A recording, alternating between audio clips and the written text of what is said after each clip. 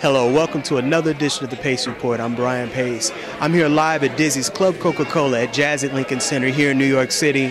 And tonight, we're here for the record release party for Mack Avenue's record release artist, Tia Fuller. Tia Fuller is a dynamic saxophonist who's really bringing her own unique blend of soul, funk, and straight-ahead jazz to the limelight. But she's always well known for her time and her stint with Beyonce. She's been all over the world with her for the last 3 years, and she's also a Spelman graduate as well as an accomplished instructor as well.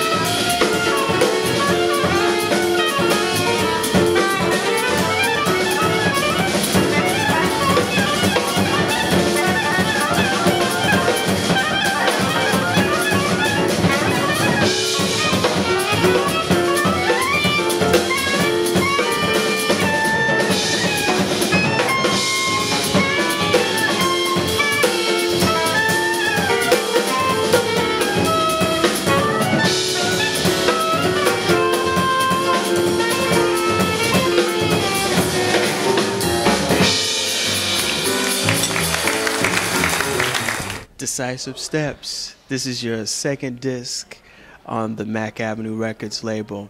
You decided to go in a whole nother direction on this disc. It's a little funky, it's a little R&B, it's straight ahead. It's kind of reflecting your maturity on this. Oh, thank you. It's definitely a continuation of what I've been doing, and really a reflection of my life. And so just trying to live, and as a result of that, I'm glad that it came out through the album, Decisive Steps.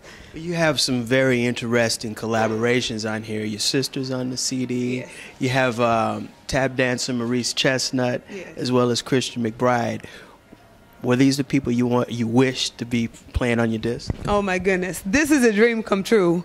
And when I specifically wrote all of the music for the album, I specifically had these individuals in mind. So it's really a blessing to have my sister Shami on piano and Miriam Sullivan on bass and Christian McBride playing on the charts that he's playing on, Deshaun Jones and everybody, because almost like Duke Ellington, I remember reading an article and he'd always say he'd write for his musicians because he knows the sound that they would create, and he'd be able to hear it when he was writing. That's exactly what I was doing.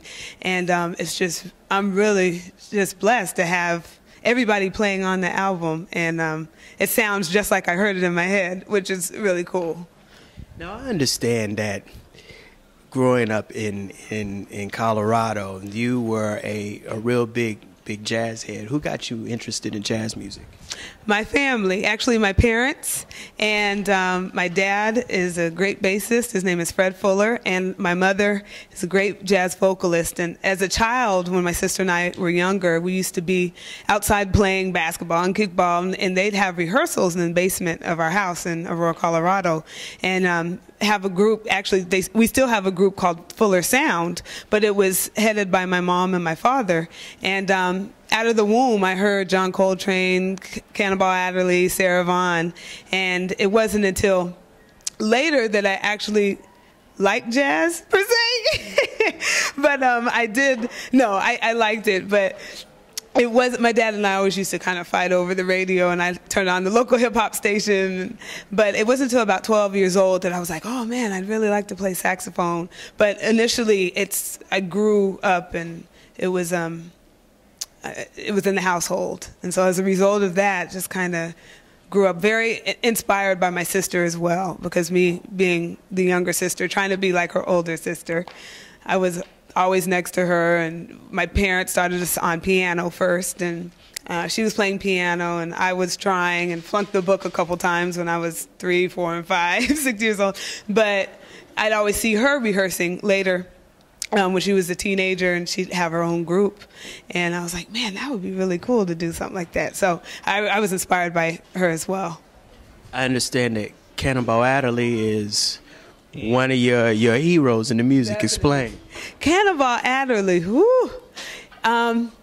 The first solo that I actually transcribed was Stars Fell on Alabama. And it was the solo. I was just listening to it the other day on, I want to say, live at San Francisco with Train. And that solo, my teacher, Joe Jennings at Spelman College, he brought in this cassette tape. Because I don't even think we were just getting into CDs then, but he brought in this cassette tape, and he was like, "Tia, I want you to learn this solo." I put it in. I was like, "Oh my gosh, this is my freshman year."